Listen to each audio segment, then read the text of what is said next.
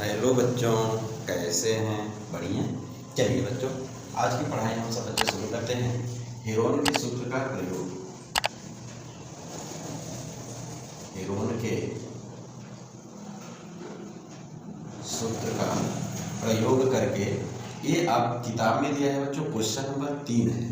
अब देखिएगा, question number 3 कह रहा है कि एक आयताकार बोर्ड पर लिखा है कि आगे स्कूल है। क्या है? आगे स्कूल है। बच्चों आप देखते होंगे रास्ते में जाते वक्त ये कहीं लिखा रहता है, इस तरह से बोर्ड बना रहता है और उसमें क्या लिखा रहता है आयत में कि आगे क्या है? स्कूल है। अब उसमें यह कह रहा है बच्चों कि उनकी जो भुजाएं हैं ना, वह किस तरह से है? त्रिभुजाकार में है और प्रत्येक भुजा की जो दूरी है वो a है। मतलब कि हम यह कह सकते हैं इसमें कि इस दूरी जब सभी जगह a है तो इसको हम यह कहेंगे कि यह कैसा त्रिभुज है? तो आप बताएंगे कि समबाहु त्रिभुज। कैसा त्रिभुज है? समबाहु त्रिभुज। समबाहु त्रिभुज है। अब समबाहु त्रिभुज है, इसमें कह रहा है कि हेरोन का सूत्र का प्रयोग करके हमका इसमें ना इसका फार्मूला बनाना है। मतलब कि फार्मूला इसमें निकालना है कि हेरोन के सूत्र से समबाहु त्रिभुज का फार्मूला क्या होता है। तो आपको बताए थे बच्चे कि समबाहु त्रिभुज के लिए पहले तो हमको परिमाप निकालना होगा। तो परिमाप निकालेंगे कैसे? तो आप समझिएगा कि हम लिखते हैं परिमाप। क्या लिखेंगे? परिमाप। परिमाप हो गया। परिमाप को हम P से प्रदर्शित करते हैं। तो परिमाप बराबर क्या होता है? तीनों भुजाओं का योग। तीनों भुजाओं का योग। अच्छा, तीनों भुजाएं इसमें कौन कौन है? तो आप कहेंगे कि A है, फिर यहाँ भी A है और वो भी A है। मतलब कि परिमाप बराबर हम यह कह सकते हैं कि 3A है। क्या है? 3A। अच्छा, अब हम इसका ये कहें, इसका अर्ध परिमाप निकालिए। क्या निकालना है? अर्ध परिमाप। अच्छा, अर्ध परिमाप जब हम निकालेंगे तो इसको S से प्रदर्शित करते हैं। अब ये होता क्या है कि परिमाप बटे 2 मतलब P बटे 2 करेंगे। तो यहाँ P का मान कितना है? 3A है और इसके बटे 2 कर दीजिएगा। ये हमारा क्या हो गया? अर्ध परिमाप। अब हम लिखेंगे क्या? हेरोन के सूत्र से त्रिभुज का क्षेत्रफल। क्या लिखेंगे? हेरोन के सूत्र से त्रिभुज का क्षेत्रफल। अब इस त्रिभुज का क्षेत्रफल हमको निकालना है। तो आप देखेंगे कि यहाँ तो होता है s minus a, s minus b, s minus c, इस तरह से होता है। अब इसमें हम ये कहेंगे कि s का मान क्या है? तो आप कहेंगे कि 3a बटे 2 और यहाँ s का मान क्या है? तो कहेंगे कि 3a बटे 2 माइनस a। फिर यहाँ क्या है? 3a बटे 2 और माइनस a। फिर यहाँ है 3a बटे 2 और माइनस a। इस तरह से आपको दिया है। अब इसमें हम यह देखते हैं कि यहाँ 3a बटे 2 अपने जगह पर, इसका हम तिरिया गुणा करेंगे तो होगा क्या कि 3a माइनस 2a और बटे में क्या हो जाएगा? 2। इसी तरह से सब होगा 3a माइनस 2a बटे 2। यहाँ होगा 3a माइनस 2a बटे 2।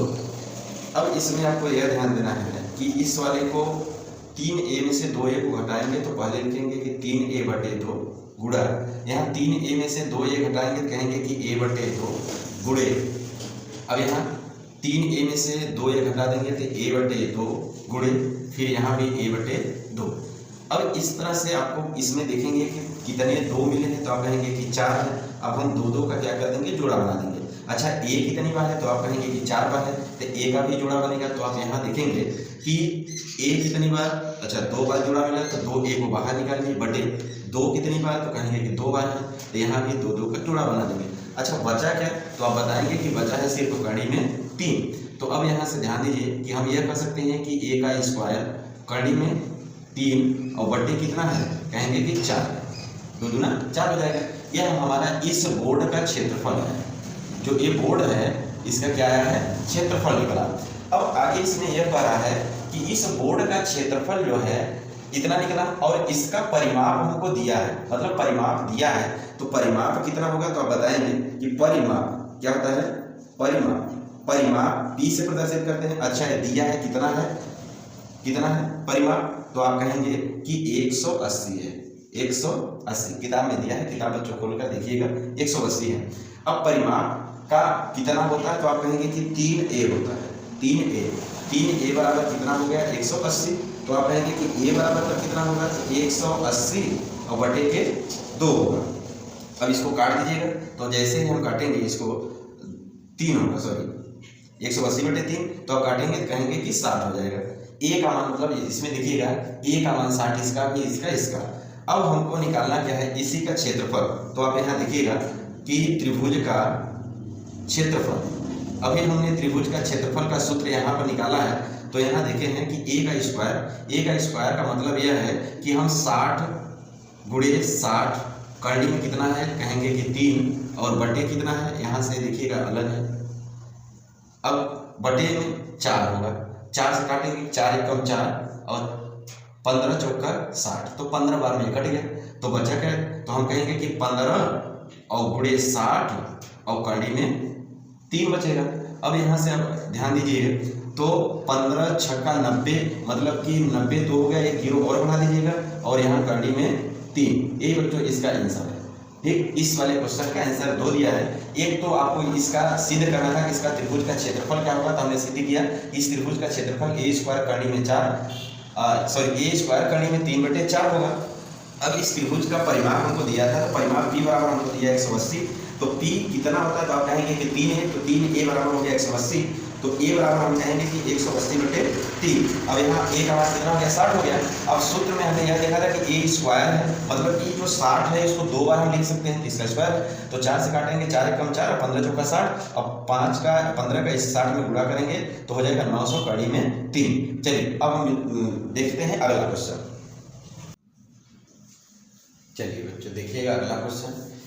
यहाँ दिया है एक हाईवे है, इस हाईवे का ए वाला भुजा है 22 और इसका दिया है 120 और इसका 122।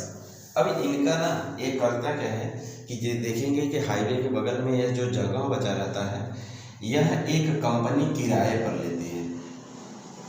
क्या लेती है, कंपनी एक किराए पर लेती है। और ये जो हाईवे वाले हैं ये देते क्या है कि 5,000 रुपये 5,000 रुपये 1 साल के लिए देते हैं। कितने साल के लिए, 1 वर्ष के लिए, 1 वर्ष के लिए देंगे। तो यह कंपनी इसको 3 महीने के लिए लेगी, तो इसका कितना खर्च देना पड़ेगा, इसी को आपको निकालना है। अब इसको थोड़ा सा ध्यान दीजिए कि अब यह देखिएगा कि यह त्रिभुजाकार बन रहा है। अब इस त्रिभुज में इनकी तीनों भुजाएं क्या हैं, अलग अलग हैं। तो अब इसको ध्यान से हम देखेंगे कि यह कैसे मतलब कि इसका निकलेगा। तो आप देखिएगा कि यह विषम बाहु त्रिभुज है, तो विषम बाहु त्रिभुज के लिए हम जानते हैं कि इसका हमको क्या निकालना पड़ेगा, परिमाप। क्या निकालेंगे बच्चों, परिमाप निकालिए। अच्छा, परिमाप को P से प्रदर्शित करते हैं। परिमाप क्या होता है, तीनों भुजाओं का योग, तीनों भुजाओं का योग जोड़िएगा। तो हम यह कहेंगे कि 122 प्लस 120 और प्लस कितना है 22 है। इनको जोड़ा जाए तो यहाँ 2 दूनी 4 हो जाएगा, 2 दूनी 4 6 हो गया, और 2 यहाँ हो गया 264। इसका परिमाप कितना हो गया बच्चों, 264 हो गया।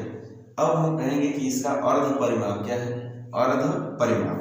अर्ध परिमाप हम देखेंगे तो आप कहेंगे कि परिमाप का आधा कर देंगे, अर्ध परिमाप क्या हो जाएगा, अर्ध परिमाप। इसको ऐसे से प्रदर्शित करते हैं, तो आप कहेंगे कि P/2, P का मान है 264 और इसका बटे 2 कर दीजिए, काट दीजिए, कितना हो जाएगा, 2 × 1 = 2, 2 × 3 = 6, 2 × 4 2 दूनी 4, 132 होगा।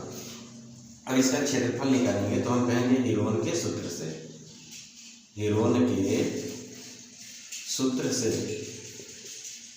से हीरोन के सूत्र से त्रिभुज का क्षेत्रफल, हीरोन के सूत्र से त्रिभुज का क्षेत्रफल यदि हम निकालें तो कहेंगे कि करड़ी में क्या होगा, करड़ी में 132 कोष्टक में 132 माइनस 122, फिर यहाँ दूसरे कोष्टक में 132 माइनस 120, फिर कहेंगे 132 माइनस 22, कितना होगा 22 होगा। अब यहाँ से आपको यह देखना है कि इसको हम करें क्या कि 132 लिखेंगे और गुणा 132 में से 122 घटाएंगे 10 होगा, गुणे अब यहाँ पर 132 में से 20 घटाएंगे 12 होगा, गुणे यहाँ घटाएंगे तो कितना हो जाएगा 110, कितना कहेंगे 110। अब इनको हम छोटे भागों में तोड़ना चाहें तो आप कहेंगे कि 11 का गुणा 12 में कर देंगे, और गुणे यहाँ पर है 10 और गुणे यहाँ पर है 12 और 11 गुणे 10। अब देखिएगा 12 दो बार मिल गया तो 12 12 बाहर निकाल देंगे, 11 दो बार है तो 11 को भी बाहर निकाल देंगे, ठीक, 11 को क्या करेंगे बाहर निकाल देंगे। 10 भी दो बार है तो हम कहेंगे कि 10 को भी क्या कर देंगे बाहर निकाल देंगे। अब इसमें हम यह देखते हैं कि 12 का गुणा करेंगे, 12 का 11 में गुणा किए तो हमने यह देखा कि 12 का 11 में गुणा करेंगे 132 में 10 में करेंगे तो कितना आ जाएगा 1320 सेंटीमीटर स्क्वायर। कितना हो गया सेंटीमीटर स्क्वायर। अब यह कह रहा है कि 1 सेंटीमीटर का आपको खर्च कितना लगेगा 1 साल के लिए।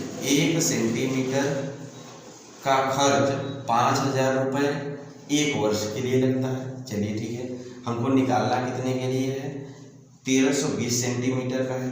अच्छा, अब इसमें देखिएगा कि ये कंपनी जो है ना यह जब किराए पर लेगी कि 3 महीना के लिए लेती है तो हम कहेंगे कि यह तो 1 वर्ष का है तो 1 वर्ष का जो किराया होगा वो 5000 है। कितना है 5000।